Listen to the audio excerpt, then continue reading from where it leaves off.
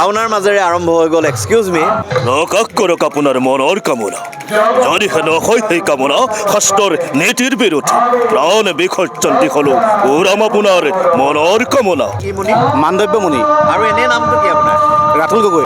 এদিনতে ৰজা হয়, এৰাতিৰ বাবে পাত্ৰ মন্ত্ৰী থাকে কুট কৌশলত। পাত্ৰ মন্ত্ৰী কুট কৌশল কৰি থাকে আৰু যুদ্ধ বিগ্ৰহো হয়, কিন্তু আঘাত নঘটে শৰীৰত। চন্দ্ৰবংশৰ ৰজা মই, অৰণীৰ অধীশ্বৰ। যি কৃতবৃত্তৰ বীৰত্বৰ প্ৰভাৱতে যক্ষ ৰক্ষ গন্ধৰ্ব কিন্নৰ মানৱ দানৱ সকলোৱে নিজ ইচ্ছাকে জনাই প্ৰত্যাহ্বান। সেই কৃতবৃত্তৰ মনৰ ৰাখা এতিয়াও পূৰ্ণ হোৱা নাই। চকুৰ যিটো পাক, এইটো এক্সকিউজ মি উপহাৰ ৰজাই দিছে এগৰাকী দৰ্শক।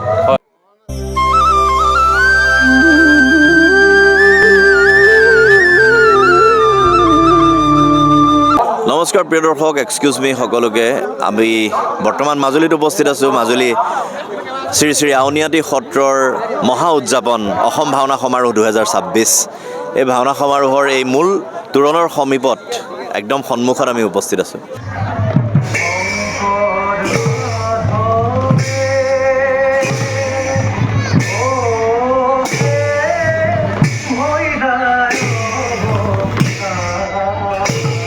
পৰম পূজনীয় শ্ৰী শ্ৰী পীতাম্বৰ দেৱ গোস্বামী প্ৰভুৰ নিমন্ত্ৰণ ক্ৰমে আমি আহিলোঁ ইয়ালৈ আচলতে এখনি ভাওনাৰ শুভ উদ্বোধন কৰিবলৈ। ভাওনা প্ৰিয় ব্যক্তি শ্ৰদ্ধাৰ শ্ৰীযুত পাপু কলিতা দেৱক এখনি বস্ত্ৰেৰে সম্বৰ্ধনা জনাবৰ কাৰণে উদযাপন সমিতিৰ সম্পাদক তুলসী ৰাজখোৱা ডাঙৰীয়াক অনুৰোধ জনাইছোঁ। লগতে উদযাপন সমিতিৰ হৈ এটি স্মাৰক, এখন স্মৃতিগ্ৰন্থ আৰু এটি বেগেৰে সম্বৰ্ধনা জনাবৰ কাৰণে আমি উদযাপন সমিতিৰ সাংস্কৃতিক সমিতিৰ সভাপতি প্ৰভাত বৰা বুঢ়াভকত ডাঙৰীয়া আৰু সম্পাদক নীলোৎপল হাজৰিকা দেৱক অনুৰোধ জনাইছোঁ। শ্ৰীমন্ত শংকৰ হৰি ভকতৰ জানা যে নকল্পতৰু তাহান্ত বিনাই নাই নাই নাই আমাৰ পৰম গুৰু। আজি সঁচাকৈয়ে মোৰ জীৱনৰ এটি মাইলৰ খুঁটি হৈ ৰ'ব এই বিশেষ সময়খিনি, কিয়নো আজি অসম ভাওনা সমাৰোহ 2026ৰ যি এই বিশাল আয়োজন, এই আয়োজন 2006 চনৰ পৰাই আৰম্ভ হৈ আজি 20টা বছৰ অতিক্ৰম কৰিলে। আৰু উদ্বোধনৰ ঠিক পাছতেই ৰাইজে ভিৰ কৰি থকা এটা পৰিৱেশ। এখন ভাওনা হৈ গৈছে, দ্বিতীয়খন ভাওনা আৰম্ভ হ'ব। 11 দিনীয়া এটা কাৰ্যসূচী, অৰ্থাৎ 28 তাৰিখলৈকে, 18ৰ পৰা 28 তাৰিখলৈকে ইয়াত প্ৰতিদিনে বিভিন্ন কাৰ্যসূচীৰ লগতে দুখনকৈ ভাওনা হ'ব। তথাপিও অভিপতি নাই আক্ষেপ কোনো অভিলাষ।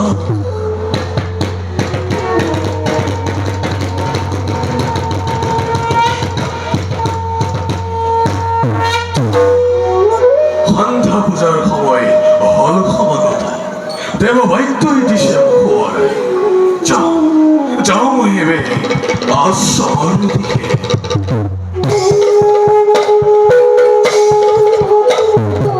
আৰু সেই দুখনকৈ ভাওনা ইয়াতে কম্পিটিশ্যন হৈছে।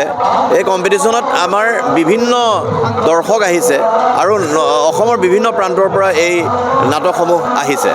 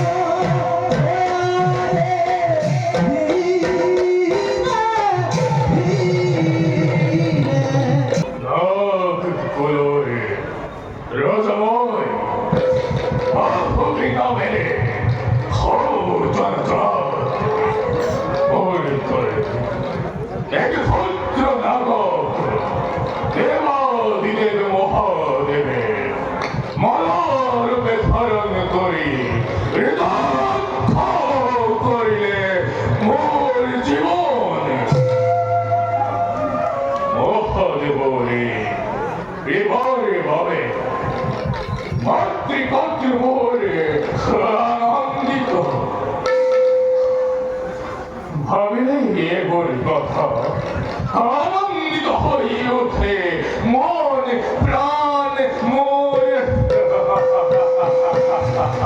এয়া মোৰ লগত ভাস্কৰ আছে। ভাস্কৰ হৈছে প্ৰথম খবৰৰ সংবাদদাতা আৰু লগতে আমাৰ বিভিন্ন সমাজ সংস্কৃতিৰ কামত জড়িত এগৰাকী যুৱক। ভাস্কৰ, তোমাক স্বাগতম জনাইছোঁ এক্সকিউজ মি লৈ। ইমান এটা আড়ম্বৰপূৰ্ণ পৰিৱেশ, অসম ভাওনা সমাৰোহ 2026, তাত ইমান মানুহ দেখিছোঁ, ইমান ধুনীয়া ধুনীয়া ভাও ভাৱৰীয়া দেখিছোঁ, খোল প্ৰসংগ, নাট আদৰণিৰ পৰা আদি কৰি ইমান ধুনীয়া অনুষ্ঠান। আৰু তাতে সোণত সুৱগা চৰাই বহি আছে আমাৰ শ্ৰী শ্ৰী পীতাম্বৰ দেৱ গোস্বামী প্ৰভু, আৰু লগতে দুয়ো কাষে ইমান ধুনীয়া মানুহৰ সমাগম। এই ভাওনা সমাৰোহৰ বিষয়ে অকণমান কোৱাচোন, আৰু তোমাৰ খবৰ কেনে? প্ৰথমতে পাপুদা ধন্যবাদ জনাইছোঁ আৰু আপোনাক প্ৰথমতে মাজুলীলৈ স্বাগতম জনাইছোঁ। মোৰ খবৰ ভালেই আৰু মাজুলীৰ খবৰ ভালেই আছে, যিহেতু মাজুলীত এতিয়া ভাওনা অনুষ্ঠিত হৈ আছে আৰু আমি এই পচন্দ শীতকো নেওচি প্ৰতি নিশাই ভাওনা উপভোগ কৰি আছোঁ। আৰু মাজুলীৰ এই মাঘ মাহৰ যি ভাওনাৰ আমেজ আটাইতকৈ সুকীয়া। এইকাৰণে সুকীয়া যে 2006 চনৰ পৰা মাঘ মাহত 2 বছৰৰ মূৰে মূৰে এই ভাওনা অনুষ্ঠিত হয় আৰু আমি তেতিয়াৰ পৰাই ভাওনা উপভোগ কৰি আহিছোঁ আৰু ভাওনা উপভোগ কৰি ভাল লাগে, যিহেতু গুৰু দুজনাৰ এয়া যি অমৰ সৃষ্টি, আমি সেই ভাওনা প্ৰতি বছৰে উপভোগ কৰিবলৈ পাওঁ, এই সুযোগ পাওঁ। আৰু এই সুযোগকণ দিছে আমাৰ আউনীআটী সত্ৰৰ সত্ৰাধিকাৰ ডক্টৰ পীতাম্বৰদেৱ গোস্বামীয়ে। তেওঁৰ পৃষ্ঠপোষকতাতে প্ৰতি 2 বছৰৰ মূৰে মূৰে ইয়াত ভাওনা সমাৰোহ অনুষ্ঠিত হয় আৰু এই সমাৰোহে কেৱল দেশৰে নহয় বিদেশৰো পৰ্যটকক আকৰ্ষিত কৰে, ইয়াত ভাওনা উপভোগ কৰে। আৰু আজিৰ সময়ত আপুনি যদি চাই যুৱ শৃংখলতাৰ কথা, যদি যি সময়ত যুৱ শৃংখলতাই আচলতে সমাজখনক বিষপাস্প বিয়পাইছে বা যুৱ সমাজ বিপথে পৰিচালিত হৈছে, তেনে সময়ত ভাওনাৰ এই যি আধ্যাত্মিকতাৰ পৰিৱেশ, এই পৰিৱেশে আচলতে আমাক সকলোকে এই যিটো অনুষ্ঠান, এই অনুষ্ঠানলৈ আমাক সকলোকে আচলতে ইয়ালৈ আমাক আদৰণি জনাইছে। আমি ইয়াত উপভোগ কৰিছোঁ আৰু ইয়াত আপুনি যদি চাই কেৱল বয়সস্থ লোকসকলেই নহয়, যুৱ সমাজো আহিছে, তেওঁলোকেও এই আধ্যাত্মিকতা প্ৰাণ কৰিবলৈ সক্ষম হৈছে বা এই সুবিধাখন পাইছে। এই সুবিধাখন কোনে কৰি দিছে? এই সত্ৰখনে কৰি দিছে বা এই সত্ৰাধিকাৰগৰাকী কৰি দিছে। গতিকে এনে সময়ত এনে কিছুমান যোগাত্মক কামে আচলতে সকলোকে সমাজখনক আগুৱাই নিবলৈ চেষ্টা কৰে। গতিকে আপোনালোকো আহক, এই গুৰু দুজনাৰ যি অমৰ সৃষ্টি ভাওনা উপভোগ কৰক আৰু ভাওনা উপভোগ কৰি আপোনালোকেও এক যোগাত্মক আৰু যুগান্তকাৰী এটা পৰিৱেশ ইয়াৰ পৰা লৈ যাওক। সুন্দৰ সুন্দৰ। মাজুলীৰ বুকুত মাজুলীৰ কথা বতৰেৰে এটা সুন্দৰ পৰিৱেশ। ভাস্কৰে আমাক প্ৰত্যেকবাৰেই বিগত সময়ছোৱাত তেতিয়াৰ পৰা এতিয়ালৈকে ভাস্কৰৰ লগত সংযোগ আমাৰ নিৰবিচ্ছিন্নভাৱে হৈ থাকে। এতিয়া ভাস্কৰ, এই যে মাজুলীৰ এই পৰিৱেশটোত মই দেখিছোঁ দোকান পোহাৰৰ পৰা আৰম্ভ কৰি ইমান এটা মানে স্বাৱলম্বিতাৰ দিশটো আছে ইয়াত, যে বহুত মানুহ আহিছে, ইয়াতে জীৱিকাও আছে, জীৱিকা উপাৰ্জনৰ পথ এটাও ইয়াত বিচাৰি পায়, হয়নে বাৰু? সঁচা কথাটো। প্ৰথম কথাটো হৈছে আন্তৰিকতা আৰু স্বাৱলম্বিতা, দুটা আচলতে জড়িত হৈ আছে। এই ভাওনাৰ লগতে আচলতে ৰূপসজ্জাৰ দিশটোত বা কোনোবা স্বাৱলম্বী হৈছে, আৰু যিটো আপোনাৰ সাজ সজ্জাৰ পৰা স্বাৱলম্বী হৈছে কোনোবা, আকৌ আধ্যাত্মিকতাটো আছেই। আৰু 2 নম্বৰ কথাটো হৈছে এই যুৱ শৃংখলতাৰ যিটো কথা কৈছিলোঁ সেইটোতো আছেই, আৰু ইয়াৰ উপৰি বাণিজ্যিক ক্ষেত্ৰখন, অৰ্থনৈতিক ক্ষেত্ৰখনৰ কথা আছে। সকলো সামৰি এই ভাওনা সমাৰোহ অনুষ্ঠিত হৈছে। গতিকে বিশ্ব দৰবাৰত যাতে ভাওনা প্ৰতিষ্ঠা লাভ কৰে, তাৰে এক অনুশীলন মাজুলীৰ আউনীআটী সত্ৰৰ পৰা আৰম্ভ হৈছে। আৰু এইখন মণিকাঞ্চন ৰংগক্ষেত্ৰ। আৰু এইফালে আমি অলপ এইফালে চালে দেখা পাম যে অসমীয়া জাতীয় প্ৰাণৰ হিয়াৰ আমঠু জুবিন গাৰ্গৰ সোঁৱৰণি ক্ষেত্ৰ এখনো ইয়াত দিছে। এই জুবিন গাৰ্গৰ সোঁৱৰণি ক্ষেত্ৰ আমাৰ মাজুলীৰ কাৰণে অপৰিহাৰ্য, কিয়নো মই এটা কথা ক'বলৈ ভাল লাগিব যে জুবিন দায়ে যেতিয়া গানেৰে চিঞৰি চিঞৰি গাইছিল, মাজুলীত এজনী ছোৱালীয়ে দুখ পালে।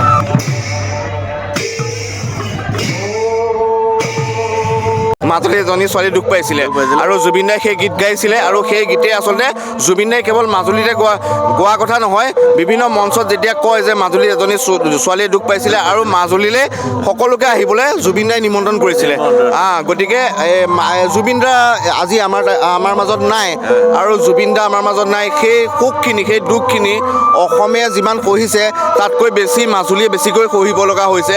এইকাৰণে হৈছে যিহেতু জুবিন গাৰ্গে মাজুলীক এটা বিশেষ স্থান দি থৈ গৈছে। হৈছিলে আৰু তাৰ বাবে আজিৰ তাৰিখতো জুবিন গাৰ্গক মাজুলী স্মৰণ কৰে আৰু তাৰে আচলতে বহি প্ৰকাশ আউনীআটী সত্ৰৰ ভাওনা সমাৰোহটো এতিয়া কেৱল জুবিন গাৰ্গ আৰু আপুনি যোৱাকালি যদি চাই ভাওনা সমাৰোহ উদ্বোধন হৈছিলে জুবিনৰ মায়াবিনী গীতেৰে ভাওনা সমাৰোহ উদ্বোধন হৈছিলে এইটো আটাইতকৈ আজিৰ দেশত ডাঙৰ কথা কোনেও কেতিয়াও ভবা নাছিলে কস্মিন কালো ভবা নাছিলে মায়াবিনী গীত কেতিয়াবা জুবিন গাৰ্গৰ আৰম্ভণি হ'ব কেতিয়াও কোনেও ভবা নাছিলে সঁচাকৈ যিটো আমাৰ প্ৰাৰ্থনা বুলি সকলোৱে প্ৰচাৰ হ'ল আৰু ইয়াত প্ৰমাণ হৈ গ'ল যে প্ৰাৰ্থনা হয়েই হয় তেনেহ'লে আমি মূল তোৰণৰ পৰা আমি ভিতৰলৈ গৈ থাকিম এই ভিতৰ চৰালৈ যাম তাত পতাকা উত্তোলনৰ এটা পৰিৱেশ দেখিব তাৰ পৰা ফুলৰ এটা গেট দেখিব তাৰ পৰা ভাওনালৈকে আমি গতি কৰিম আমি চৌদিশে বিচৰণ কৰিম এক্সকিউজ মি বুলি মাতিম আহক থেংক ইউ ভাস্কৰ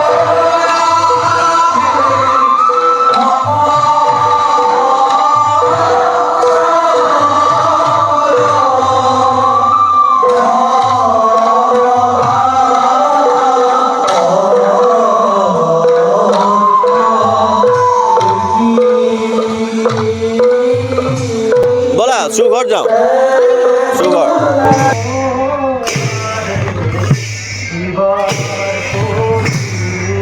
এয়া মুখাশিল্পৰ যিটো প্ৰতিচ্ছবি ইয়াত দেখিবলৈ পোৱা গৈছে বকাসুৰ অঘাসুৰ পলম্বাসুৰ ধেনুকাসুৰ এয়া প্ৰতিচ্ছবি আপোনালোকক দেখুৱাইছোঁ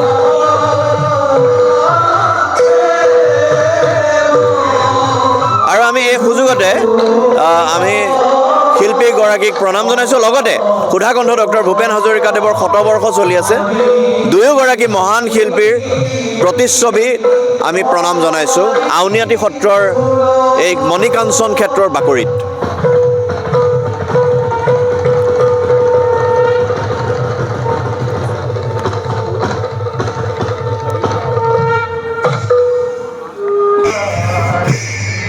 আহিছোঁ চৌঘৰত সাজসজ্জা আৰু ৰূপসজ্জা ইয়াত হৈ থাকে ইমান ধুনীয়া পৰিৱেশ ভাওনাৰ ক'বলৈ গ'লে ভাওনা দি আমাৰ এক্সকিউজ মি আৰম্ভ হৈছে আকৌ পুনৰবাৰ কিয়নো আমি 2025 চনত গ্ৰন্থমেলাত আমি গৈছিলোঁ আপোনালোকক লগ কৰিলোঁ আৰু 2026 পহিলা মাহতে ভাওনাৰ জৰিয়তে তাকো মাজুলীত তাকো মহাবাহু ব্ৰহ্মপুত্ৰৰ বুকুত আৰু তাকো শ্ৰী শ্ৰী আউনীআটী সত্ৰৰ মণিকাঞ্চন ক্ষেত্ৰত ভাওনাৰ মাজেৰে আৰম্ভ হৈ গ'ল এক্সকিউজ মি আৰু ইয়াত সাজসজ্জা আৰু ৰূপসজ্জা দেখুৱাইছোঁ এই পৰিৱেশটো আজি কি ভাওত আপুনি অৱতীৰ্ণ হ'ব মই সেনাপতি এই সাজু হৈ আছে আৰু অলপ বাকী চাগে মুকুটটো পিন্ধিলেই হৈ যাব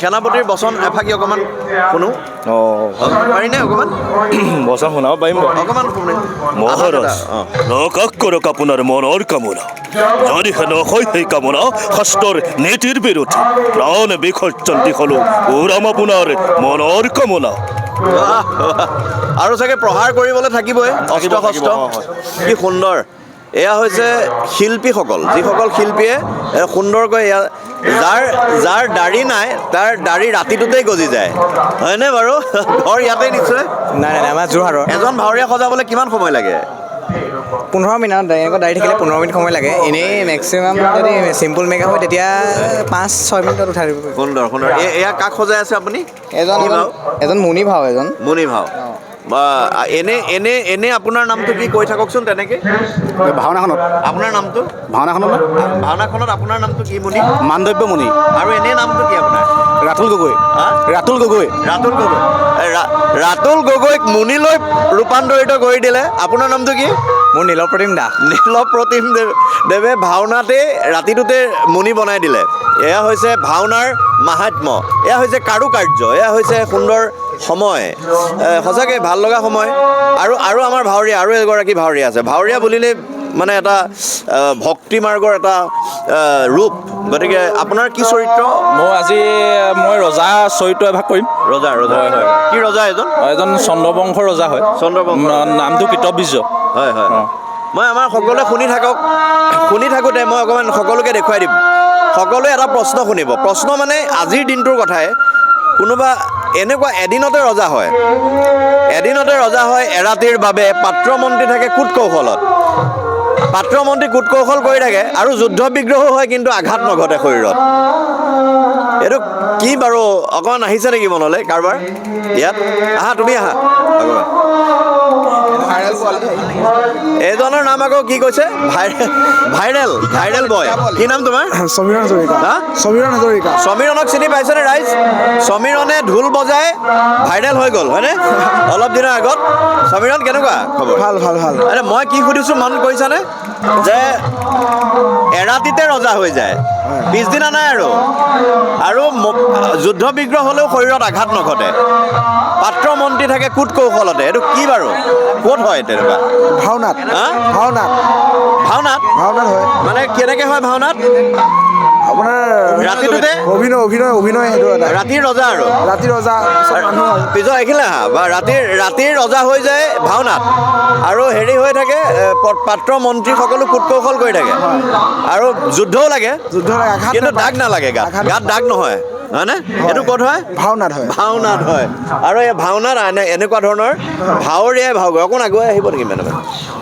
ভাওনাত যে হয় ভাওনাত হোৱা এয়া ভাওনা একদম প্ৰত্যক্ষ এই প্ৰশ্নটোৰ উত্তৰ প্ৰত্যক্ষ কৰক আপোনালোকে এয়া মই ৰজাৰ এফাকি বচন যদি পাওঁ মই লাইভ শুনাই দিব বিচাৰিছোঁ হয় চন্দ্ৰবংশৰ ৰজা মই অৰণীৰ অধীশ্বৰ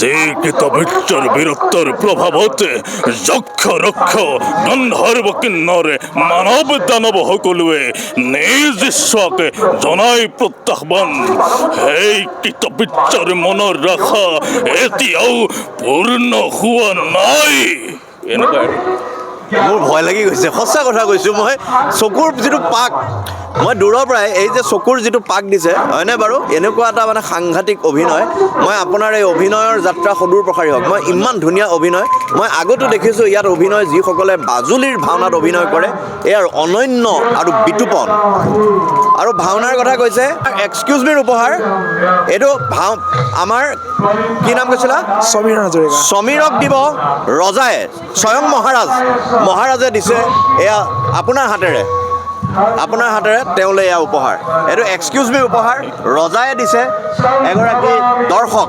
হয় ধন্যবাদ ভাল লাগিছেনে সুন্দৰ আপোনাৰ অভিনয়ৰ বাবে শুভেচ্ছা থাকিল আমি অভিনয় চাম আপোনাৰ ঠিক আছে ধন্যবাদ সমীৰ অশেষ ধন্যবাদ তোমালৈ আৰু এনেদৰে আৰু এই পৰিৱেশটো এবাৰ দেখুৱাই যাওঁ ব'লা